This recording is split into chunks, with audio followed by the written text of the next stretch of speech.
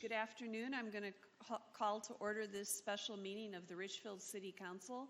It is 4 p.m. on August 29th, 2023.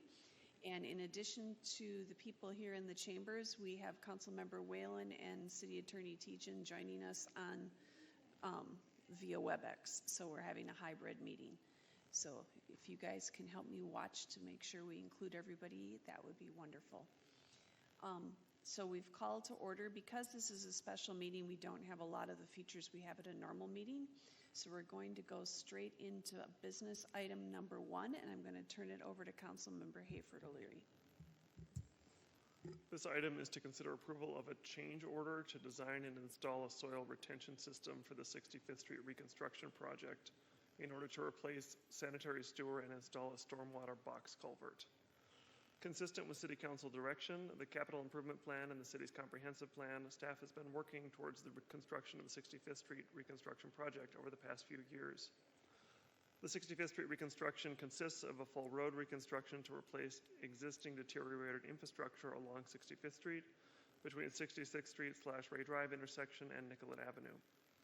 In addition to this road reconstruct, other improvements along this corridor include pedestrian improvements on Lyndale Avenue and the implementation of a trail along Richfield Lake and the north side of 65th Street. New stormwater infrastructure will be installed to address historical flooding issues in the area and to accommodate any additional runoff that may occur from the redevelopment of the hub property. The existing 18-inch water main that runs through the hub property will be relocated to 65th Street to allow for more flexibility when the hub redevelops. The necessity for the change order, during excavation for the sanitary sewer replacement and storm sewer box culvert on 65th, city staff were notified by Enclave, the owners of the Linview apartment property, that the Linview building had been constructed on 4-foot deep foundation and they were concerned about the stability of the building during excavation.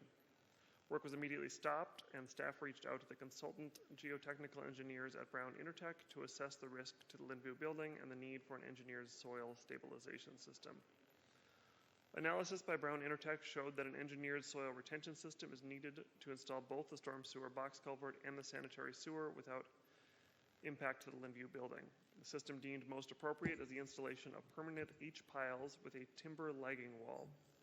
In the interest of future maintenance to the city's utilities and to eliminate the risk of vibratory impacts to the Linview building during the removal of the temporary H piles, a permanent solution is proposed as the best course of action. The anticipated cost to design and construct the soil retention system, modify the project's utility design, and accommodate any costs that may arise due to the project's delays is estimated at $700,000. The project's existing contingency is nearly exhausted. In order for the project to maintain a reasonable schedule and allow maintenance access to city utilities in the future, staff is advising that the City Council approve the change order for the soil retention system along 65th Street. The cost for design and installation of the soil retention system, minor design and construction modifications to the sanitary sewer and storm sewer, and possible project delay costs will be borne by the project. However, funding sources need to be identified. Staff are investigating potential funding sources, including utility funds, franchise fees, municipal state aid, construction funds, and tax increment finance, pooled funds, and capital reserves, among other sources. Staff and the city attorney are investigating whether any external organizations could or should share responsibility for the extra costs incurred with this change order, as well as determining what requirements will be needed in future redevelopment reviews to ensure similar situations do not occur in the future. Does staff have anything additional to add? Thank you, Councilmember Hayford O'Leary, Mayor Supple, and council members. I do have one change to the staff report. This was communicated via email to you earlier today by City Manager Rodriguez. Last night, we received an updated cost estimate from our contractor for the construction costs of the soil retention system and associated costs for the design modifications along the corridor.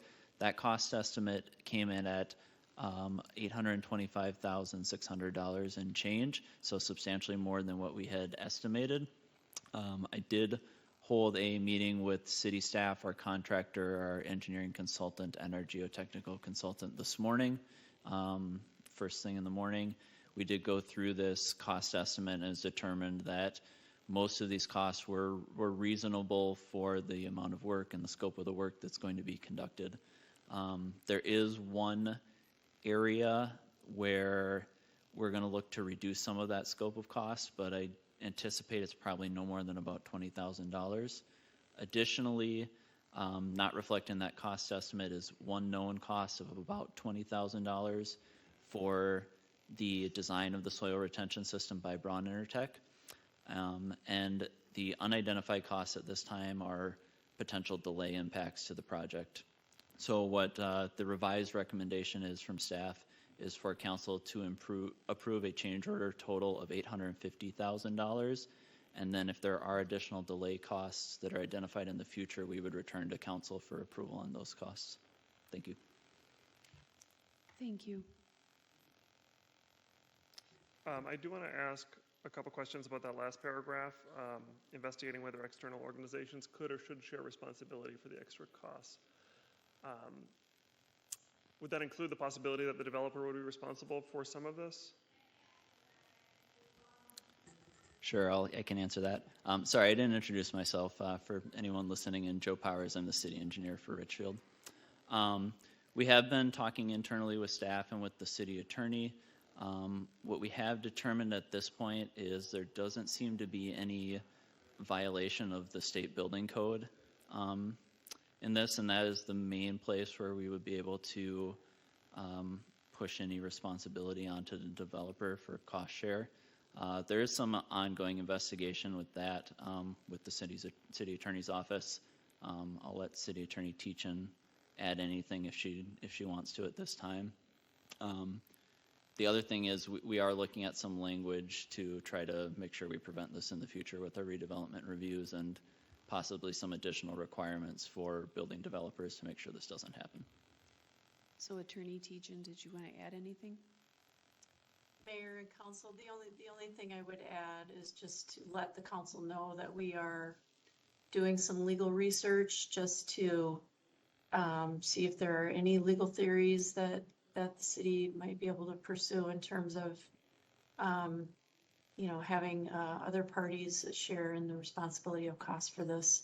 At this point, we have not completed that research and we're still kind of exploring options. So I don't have a lot more to share with the council at this point, but wanted to assure the council that we are looking into that to determine the feasibility of whether that might be possible. Thank you. And I was pleased to see that you are looking at ways to add requirements so that we won't have this happen in the future. Can you say a little bit more about what we would be looking at to try and prevent future problems? Yes, we haven't defined that clearly quite yet. It's another thing that City Attorney Teachin's office is working on for us to get some specific language of what we could include in our redevelopment review requirements. One thing we do know is that we need to make sure that we're following state building code, so we're not going to do anything that would violate state building code in that sense. So in other words, we can't have a stricter standard than the state building code? Correct. Okay, so at least we can try and learn from this. Other comments or questions? I guess I might just ask staff what, I'm obviously unhappy. I'm sure everybody's unhappy to be in this position, but we can't not have the project and we can't wreck the building. So obviously we need to move forward today. I guess I am wondering next steps in terms of addressing this in the future. Would there be a staff memo? What can we expect to sort of see as a follow-up to this besides the change order that we're talking about tonight? Thank you, council member. I think the minimum would be a staff memo if it's fairly clear cut, and after we do the review at the staff level, it would be a council memo. If there's input that we need from the council, then we would have a work session. Okay. All right, we could still do discussion, but I'll go ahead and make the motion to approve the change order to $850,000 to design and install a soil retention system for the 65th Street reconstruction project to replace sanitary sewer and install a stormwater box culvert. Mayor and council member, just a reminder that because council member Whalen is joining virtually, it will be a roll call vote. Okay, that's fine. Thank you. Is there a second? Second. Okay, it's been moved and seconded. Is there further discussion? All right, so we're going to do a roll call vote because we have a hybrid meeting here, so we'll start with Councilmember Troutman. I'll vote aye. Councilmember Hayfoot Leary, Aye. Councilmember Christensen, Aye. Councilmember Whalen, Aye. and the mayor votes aye. So that, I believe, is 5 ayes and 0. Are there any nays? I guess we did roll call, so it's 5 yes and 0 no's. So the motion has passed. Thank you. All right, then we will move on to item number 2. Councilmember Christensen. Thank you, Mayor. We are considering the authorizing the city engineer, city manager, and mayor to execute a construction work order agreement with MnDOT and the I-494 Project 1 design build contractor for the construction of a sanitary sewer crossing underneath I-35W. Public Works is requesting authorization to enter into a work order agreement with MnDOT for the construction of a sanitary sewer crossing underneath I-35W. This work order is pursuant to the Master Utility Agreement for the I-494 Project 1, MnDOT Agreement Number 1051052, and approved by the City Council on February 14, 2023.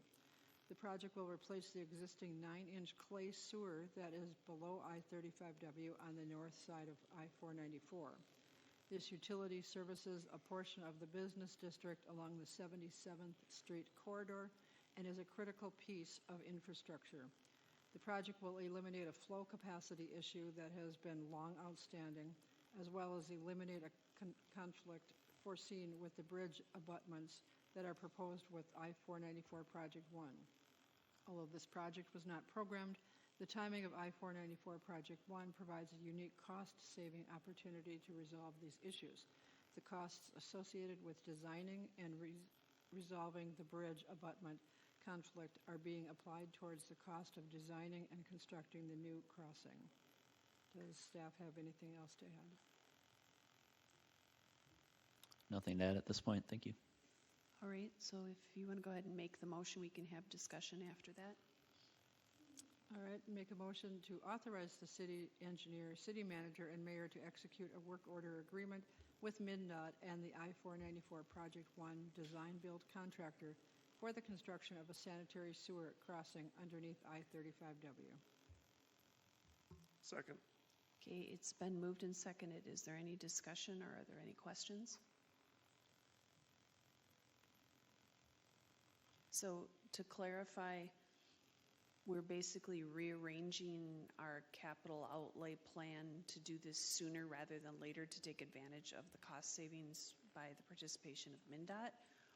Or that's what I was just trying to clarify, or is this new funding? So this project was on our long-term capital list. It wasn't included in the 5-year CIP, but it was a long-term project. Because of Project 1, we're needing to do it now. And the silver lining of having to rearrange our existing plans for lining sanitary sewer, we had $900,000 in the budget, is that we are getting $100,000 towards fixing this long-term concern. And I'll leave it to Joe if he has anything further on that. Nothing specifically further to add. Maybe just to clarify, MnDOT and their design build contractor would have needed to address this conflict. And so that's what that $135,000 cost that's in your staff report shows, is what it would have cost them to address the conflict. So we're essentially covering the difference in that cost, which will be an improvement long-term for our system. And this improvement is what we likely would have identified in the long term as a solution anyway.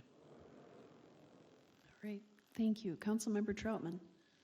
I was just going to say briefly to folks that are watching that it's absolutely incredible how our sanitation system works and what goes on underneath our streets, and particularly under 494 and 35W. Like Councilmember Hayfoot Leary said, nobody likes spending money for things that we don't ever see, but everybody loves our sanitary system working well. So I'm supporting the motion. All right, are there any other questions, comments, or discussion? All right, then we'll do the roll call vote. It's been moved and seconded, so We'll ask each person for their vote. Councilmember Troutman. Aye. Councilmember Hayford O'Leary. Aye. Councilmember Christensen. Aye. Councilmember Whalen. Aye. And the mayor votes aye, so we have 5 ayes and 0 nays. The motion has passed. So at this point, we're going to take a vote in a moment here to adjourn the meeting, and then we're going to move over to the Bartholomew Room to have a hearing on, work session on budgets. And so I believe Councilmember Whalen will be calling in and joining us over there after this. So do we have a motion to adjourn the meeting? I move that we adjourn. Second. It's been moved and seconded, and so we'll do the roll call. Councilmember Troutman. Aye. Councilmember Hayford O'Leary. Aye. Councilmember Christensen. Aye. Councilmember Whalen. Aye. All right, and the mayor votes aye, and so we stand adjourned. Thank you. Sound system works well.